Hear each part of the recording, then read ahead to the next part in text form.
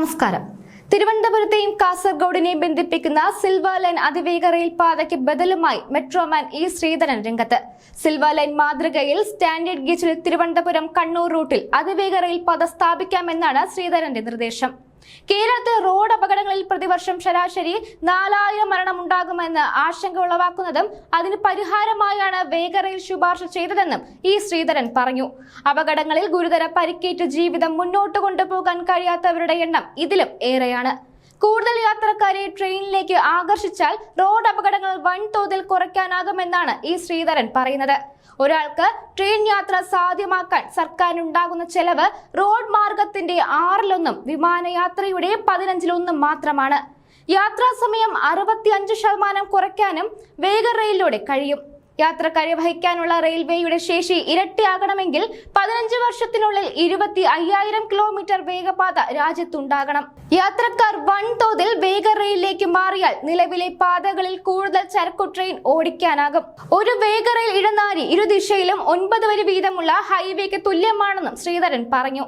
അതേസമയം തിരുവനന്തപുരം കണ്ണൂർ പുതിയ വേഗപാത പദ്ധതി സംബന്ധിച്ച തുടർ നടപടികൾ സംസ്ഥാനം കേന്ദ്രവുമായി നടത്തുന്ന പ്രാഥമിക ചർച്ചകൾക്ക് ശേഷം ഉണ്ടാകുമെന്നാണ് സൂചന.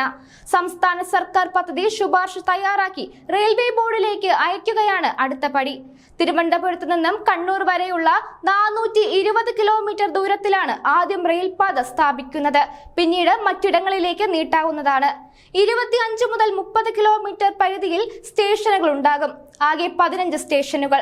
സ്റ്റാൻഡേർഡ് ഗേജിൽ പരമാവധി വേഗം മണിക്കൂറിൽ 200 കിലോമീറ്റർ 150 കിലോമീറ്റർ വേഗത കൈവരിക്കാനായാൽ 3 മണിക്കൂർ കൊണ്ട് തിരുവനന്തപുരത്ത് നിന്നും കണ്ണൂരിലെത്താം. മണിക്കൂറിൽ 135 കിലോമീറ്റർ വേഗമാണെങ്കിൽ 3.25 മണിക്കൂർ വേണ്ടി വരുമെന്നാണ് പ്രതീക്ഷിക്കുന്നത്. 15 മുതൽ 30 മിനിറ്റ് ഇടവേളയിൽ ഇരുദിശകളിലേക്കും ട്രെയിൻ സർവീസ് ഉണ്ടാകും. മുൻകൂട്ടി ടിക്കറ്റ് ബുക്ക് ചെയ്യാതെയും യാത്ര ചെയ്യാമെന്നാണ് ഇത്തരം ട്രെയിനുകളുടെ പ്രത്യേകത.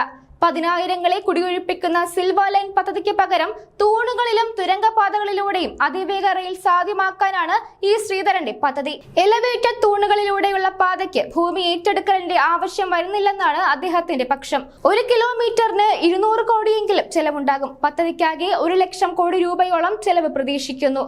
പദ്ധതിയുടെ DPR തയ്യാറാക്കുന്ന ചുമതല ഡൽഹി മെട്രോ റെയിൽ കോർപ്പറേഷനെയോ ഇന്ത്യൻ റെയിൽവേയോ ഏൽപ്പിക്കണമെന്നാണ് ശ്രീധരന്റെ ആവശ്യം. സർക്കാർ അനുമതി ലഭിച്ചാൽ 8 മാസത്തിനുള്ളിൽ വിശദമായ പദ്ധതി റിപ്പോർട്ട് തയ്യാറാക്കാമെന്നാണ് ശ്രീധരൻ പറയുന്നത്. കോങ്കൺ റെയിൽവേ മാതൃകയിൽ കേന്ദ്ര സംസ്ഥാന സർക്കാരുകളുടെ സഹകരണത്തോടെ ഒരു സ്പെഷ്യൽ പർപ്പസ് വെഹിക്കിൾ രൂപീകരിച്ച് പദ്ധതിക്ക് വേണ്ട ഫണ്ട് കണ്ടെത്താമെന്നാണ് നിർദ്ദേശം. റെയിൽവേക്കും കേന്ദ്ര സർക്കാരിനും 51%, കേരളത്തിന് 49% വിഹിതമായിരിക്കും ഇതിലുണ്ടാവുക. കേന്ദ്ര സംസ്ഥാന സർക്കാരുകൾ 30,000 കോടി രൂപ വീതം കണ്ടെത്തണം. ബാക്കി 40,000 കോടി രൂപ വായ്പാ വിഹിതമായി കണ്ടെത്താനാണ് ധാരണ. നേരത്തെ ഇ ശ്രീധരൻ തയ്യാറാക്കി നൽകിയ തിരുവനന്തപുരം കാസർഗോഡ് അതിവേഗ റെയിൽ പദ്ധതിക്ക് വേണ്ടി ഭൂമി ഏറ്റെടുക്കാൻ സർവേ ആരംഭിച്ചത് കേരളത്തിൽ വ്യാപക പ്രതിഷേധത്തിന് കാരണമായിരുന്നു. BJP ബന്ധമുള്ള ഇ ശ്രീധരൻ പദ്ധതി നയിച്ചാൽ കേന്ദ്ര അനുമതി ഉൾപ്പെടെ വേഗത്തിൽ ലഭിക്കുമെന്നാണ് പ്രതീക്ഷ. 2ാം പിണറായി വിജയൻ സർക്കാരിന്റെ തുടക്കകാലത്ത് നടന്ന മഞ്ഞക്കുറ്റി സമരം സർക്കാരിന്റെ മുന്നിൽ പാഠമായുണ്ട്. അതുകൊണ്ട് പ്രതിപക്ഷ പാർട്ടികളെ പ്രകോപിപ്പിക്കാതെ സമവായത്തിന്റെ പാതയിലേക്ക് സർക്കാർ നീങ്ങുമെന്നാണ് സൂചന. ഓരോ ജീവിതവും ഓരോ കഥകളാണ്, വേറിട്ട കഥകളുടെ ഒരു കൂട്ടായ്മ. വേണമെങ്കിൽ നമുക്കതിനെ ഒരു നോവലെന്ന് പേരിടാം. അതുപോലൊരു നോവലല്ലേ നിങ്ങളുടെ ജീവിതവും? എന്താ, ശരിയല്ലേ? നിങ്ങളുടെ അനുഭവങ്ങൾ, കഥകൾ എന്തുമായിക്കൊള്ളട്ടെ, അത് കേൾക്കാൻ DNA ന്യൂസിലൂടെ ഞാൻ എത്തുന്നു.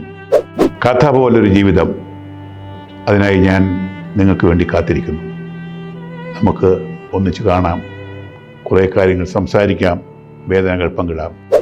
നിങ്ങളുടെ വിഷയങ്ങൾ, അനുഭവങ്ങൾ അത് ഞങ്ങളെ അറിയിക്കേണ്ട വിലാസം താഴെ കൊടുക്കുന്നു.